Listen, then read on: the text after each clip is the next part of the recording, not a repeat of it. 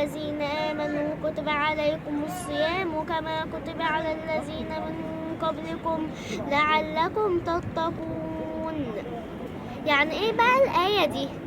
يا أيها الذين آمنوا يعني الخطاب ده موجه للمؤمنين. كتب عليكم الصيام يعني الصيام ده فرض مش سنة، كما كتب على الذين من قبلكم يعني ربنا سبحانه وتعالى كان فرض الصيام ده على اليهود والنصارى من قبل كده لعلكم تتقون. يعني الهدف من الصيام هو تحقيق التقوى. برضو يعني ايه لعلكم تتقون؟ 1. طاعة الله.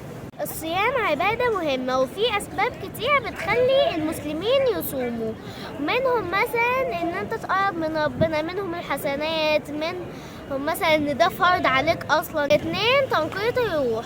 الصيام بيساعد على تنقية النفس وبيقوي العلاقة ما بين الإنسان وما بين ربنا. 3. التأمل والتفكير. الصيام بيوفر فرصة للإنسان إن هو يعرف قيمة الطعام والشراب وبيعزز عنده شعور الامتنان لنعم ربنا. 4. التكافل الاجتماعي. الصيام بيفكر المسلمين بالمحتاجين والفقراء وبيعزز صلة الرحم والتكافل الاجتماعي. 5. فايدة الصيام هي الصحة. الصيام ليه فوائد صحية، مثلا تحسين عملية الهضم وتنظيم مستوى السكر في الدم. 6. ضبط النفس. الصيام بيعلم المسلم الصبر والانضباط والتحكم في النفس والشهوات.